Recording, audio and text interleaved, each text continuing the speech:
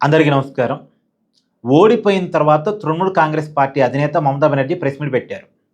ఆమె ఏమంటారంటే, బీజేపీ 100 సీట్లను చోరీ చేసిందంట. చోరీ చేసి విజయం సాధించింది బీజేపీ.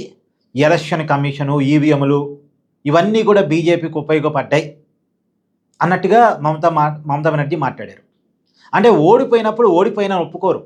ఆ ఓటమిని ఈవీఎంల మీదకో లేదా ఎలక్షన్ కమిషన్ మీదకో తోసేస్తారు. ఇప్పుడు నేనేమంటానంటే అండి, లాజిక్‌గా మాట్లాడుకునే ప్రయత్నం చేద్దాం. ఇప్పుడు 2004లో ఈవీఎంలు వచ్చినాయి. అప్పుడు అధికారంలో ఉంది ఎన్డీఏ కూటమి. కేంద్రంలో ఈవెందో మన ఉమ్మడి రాష్ట్రంలో కూడా తెలుగు నేల మీద. అప్పుడు ఎన్డీఏ అంటే ఇక్కడేమో చంద్రబాబు నాయుడు గారు ముఖ్యమంత్రిగా ఉన్నారు. పైనేమో వాజ్పేయి గారు ప్రధానమంత్రిగా ఉన్నారు. అప్పుడు ఈవీఎంలు వచ్చిన తర్వాత జరిగిన తొలి ఎలక్షన్స్‌లో వాజ్పేయి గారు ప్రధానమంత్రి పదవిని కోల్పోయారు. అధికారాన్ని కోల్పోయారు. కేంద్రంలో ఎన్డీఏ కూటమి ఓడిపోయింది. యూపీఏ గెలిచింది. అలాగే రాష్ట్రంలో కూడా యూపీఏ గెలిచింది. అంటే కాంగ్రెస్ పార్టీ అధికారంలోకి వచ్చింది. రాజశేఖర రెడ్డి ముఖ్యమంత్రి అయ్యారు. మరి అధికారంలో ఉన్నోళ్ళకి ఎలక్షన్ కమిషన్ పనిచేసే కాడికైతే, ఈవీఎంలు పనిచేసే కాడికైతే ఎన్డీఏ కూటమి తిరిగి గెలిచి ఉండేదిగా. ఎన్డీఏ కూటమి సరే ఆ రోజుల్లో వాజ్పేయి గారు అలాంటి చేయలేదని ఎవరైనా చెప్పొచ్చు కాక. అయితే ఇంకో మాట చెప్పుకుందాం. 2009 ఎన్నికల్లో కూడా ఈవీఎంలతోనే ఎన్నికలు జరిగినాయి. ఈవీఎంలతో ఎన్నికలు జరిగినప్పుడు ఎవరు గెలిచారు?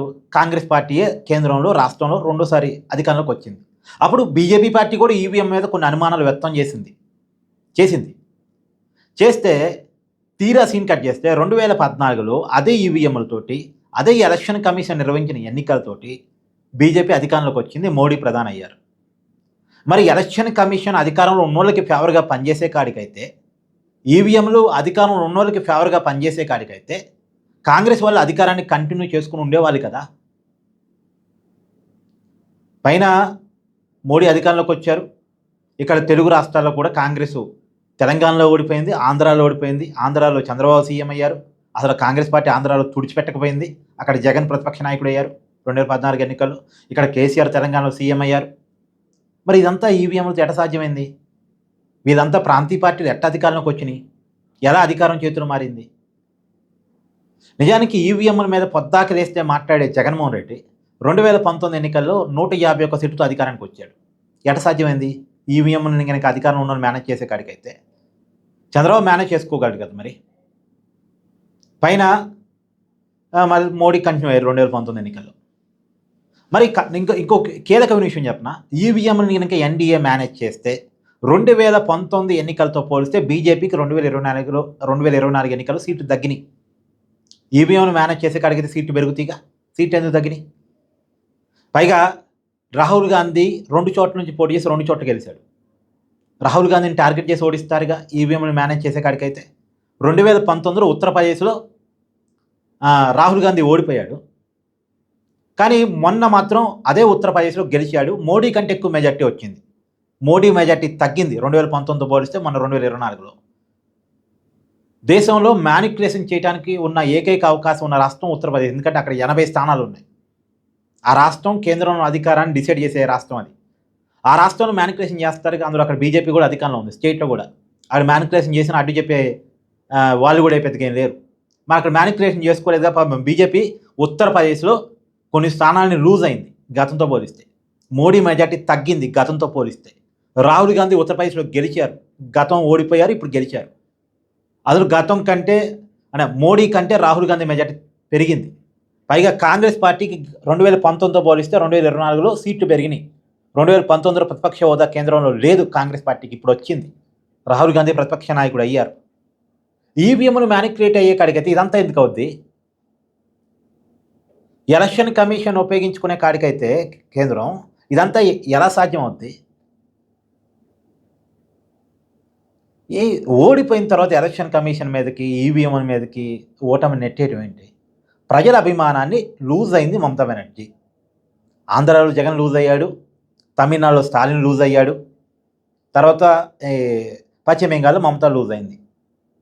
ఎందుకు లూజ్ అయింది? వాళ్ళ అరాచకం, వాళ్ళ అక్రమాలు, వీటన్నిటి వల్ల ప్రజల్లో వచ్చిన వ్యతిరేకత ఇది ఒక భాగం. ఇంకో పక్కన బీజేపీ దేశంలో ఒక మైండ్ వాష్ చేస్తుంది. దేశం అంటే బీజేపీ, అభివృద్ధి అంటే బీజేపీ, అభివృద్ధి అంటే మోడీ. మోడీ ఉండటం వల్లే దేశానికి ఒక గర్వం, అదే దేశానికి ఒక బ్రాండింగ్ ప్రపంచంలో వస్తుంది. దీన్ని బాగా జనంలో తీసుకెళ్ళగలుగుతున్నారు వాళ్ళు.